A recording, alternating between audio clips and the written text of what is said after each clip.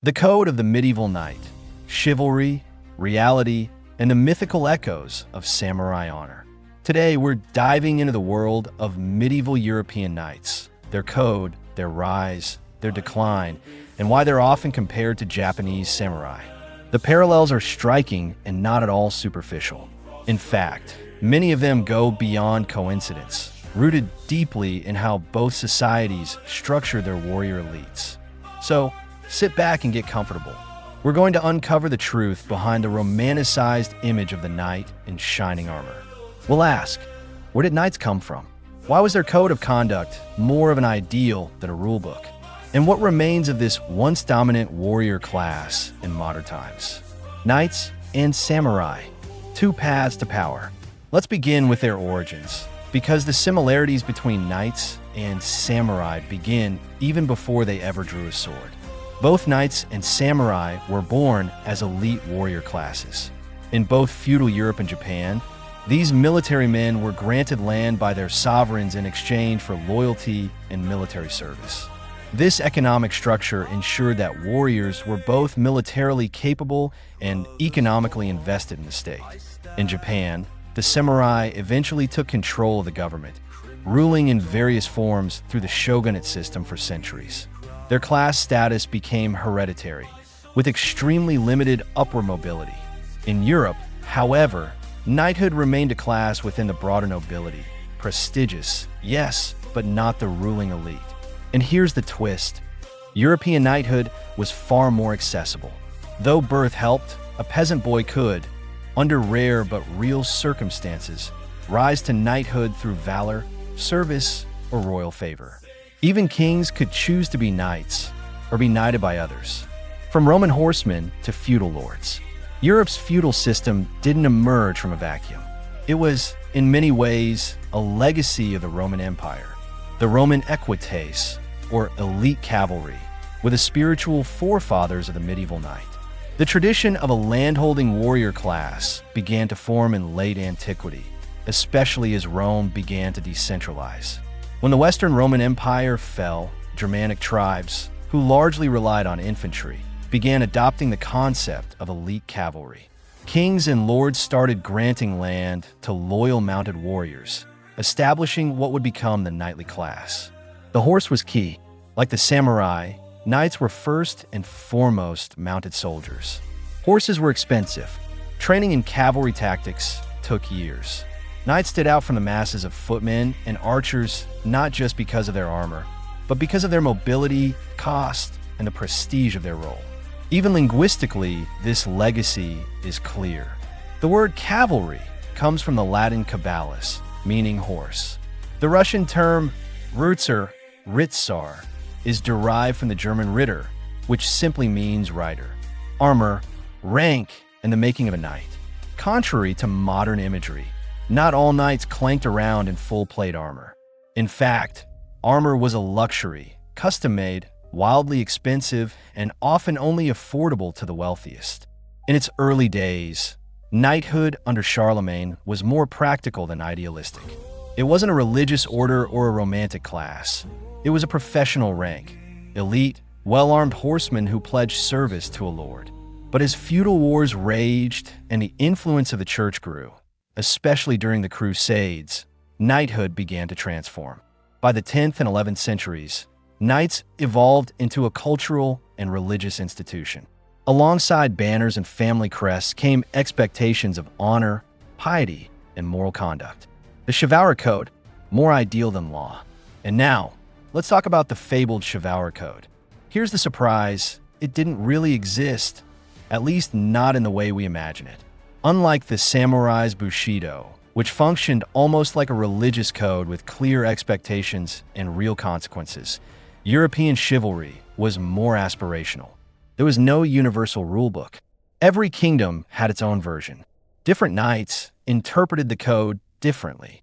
Violating it rarely led to any formal punishment. Some texts attempted to define knightly virtues. The Minski Codex of 1300, for example, painted a literary picture of the ideal knight: brave, noble, pious. Even the Arthurian legends served as quasi-moral instruction manuals, romanticizing what a knight should be. Chivalry was shaped by three forces. Nobility. Knights were expected to embody ideals that reflected well on the aristocracy and inspired respect across borders. The Church, the Crusades, and religious orders, like the Knights Templar, infused knighthood with a spiritual mission. Courtly poets, troubadours, and minstrels romanticized knightly virtues, creating legends that fed back into cultural norms. Becoming a knight, ritual, faith, and status. One couldn't be born a knight, only made one. Though noble birth helped, it was a title that had to be earned. This made knighthood unique among the European elite. Initially, the ceremony of knighthood was a simple pledge of loyalty. But as the centuries passed, it evolved into an elaborate religious rite. It included ritual bathing, a night-long vigil, confession, and the symbolic gifting of a sanctified weapon. The act of knighting, the accolade, involved a symbolic blow to the neck, marking the only strike a knight could receive without retaliation. Anyone of knightly rank could perform it, though by the late Middle Ages, monarchs increasingly reserved the privilege for themselves. In modern monarchies, this continues ceremonially. Think of knighthoods awarded to figures like Sir Patrick Stewart or Sir Elton John. Combat, tournaments, and the high price of honor. When a knight's honor was challenged, the result wasn't a bar brawl. It was often a duel or tournament. These contests could be deadly, but were more often symbolic and formalized. Interestingly, the heavy plate armor we associate with knights was often tournament armor, not battlefield gear. Real combat required lighter, more practical protection. Still, knights were costly soldiers, and every effort was made to preserve their lives through ransom, diplomacy, or compromise. Defeat didn't always mean death. A captured knight might be ransomed, offering gold, land, or goods to regain freedom, an arrangement both parties usually preferred to bloodshed. Chivalry and the culture of courtly love. Now, let's talk about one of the most iconic aspects of knightly culture, courtly love. Though the term chivalry originally referred to cavalry and military obligation, over time, it absorbed social expectations, especially concerning how knights behaved toward women.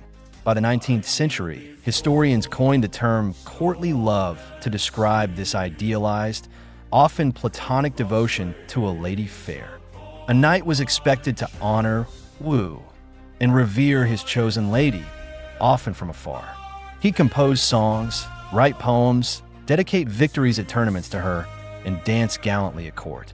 This romanticization elevated women, but also objectified them. They became icons rather than individuals, admired from a distance, but often denied real power or agency. Even so, these ideals laid the groundwork for modern Western courtship traditions, offering flowers, holding doors, defending a woman's honor. The fall of the knight and the rise of the rifle. So what killed the knight? Science. The rise of gunpowder, firearms, and centralized monarchies rendered the knight militarily obsolete. Plate armor couldn't stop bullets. Feudal levies gave way to standing armies. The knight's role as a battlefield elite faded, and so too did the era of chivalry.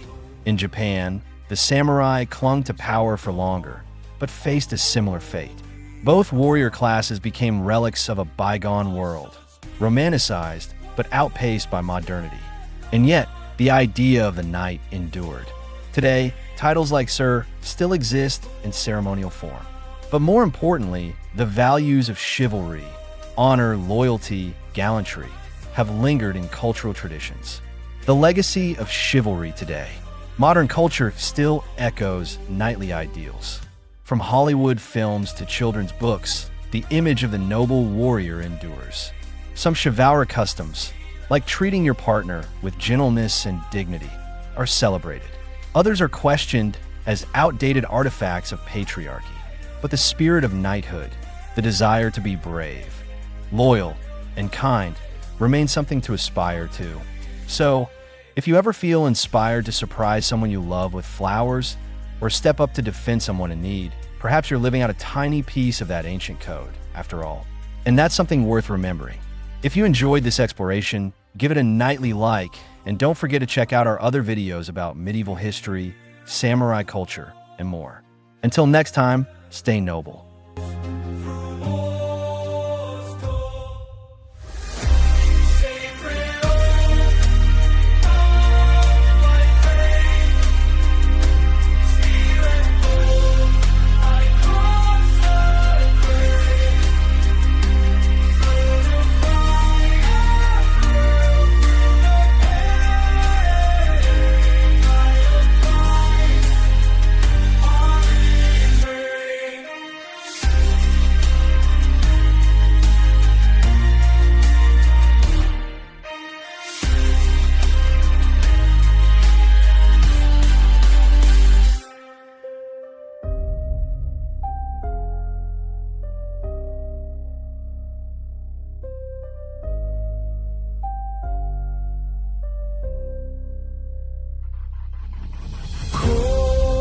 Stone holds my name, holds stone.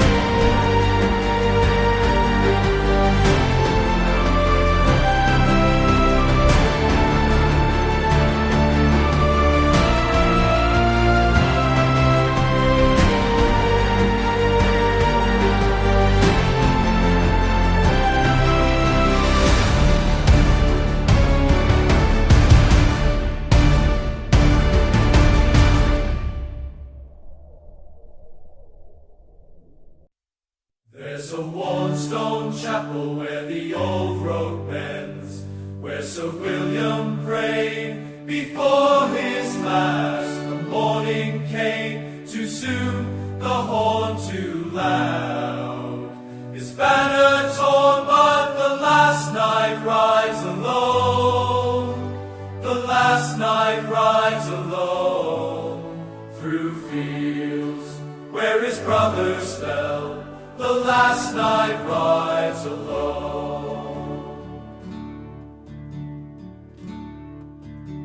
His father's sword weighs heavy in his hand. The king is dead. The castle walls are children. Throw stones at his rusted mail.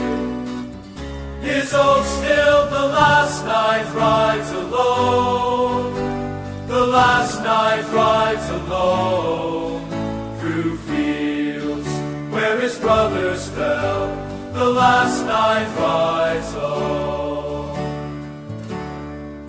The merchants count their coins where lords once ruled.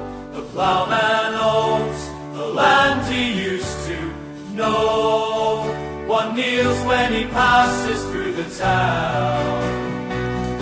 His world is the last knight rides alone. The last knight rides alone through fields where his brothers fell.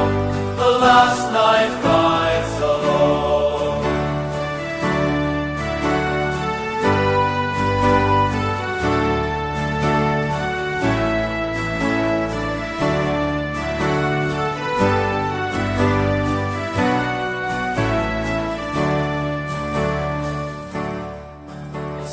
Rise at dawn to face the day, though chivalry lies buried in. For honor's sake, he'll guard what can be saved. Until he's the last knight rides alone. The last knight rides alone through fields where his brothers fell. The last knight rides alone. The last knight rides alone. The last knight rides alone through fields where his brothers fell. The last knight rides alone. There's a worn stone chapel where the old road bends, where Sir William's bones rest with the rest. The morning sun still rises, but the world moved on.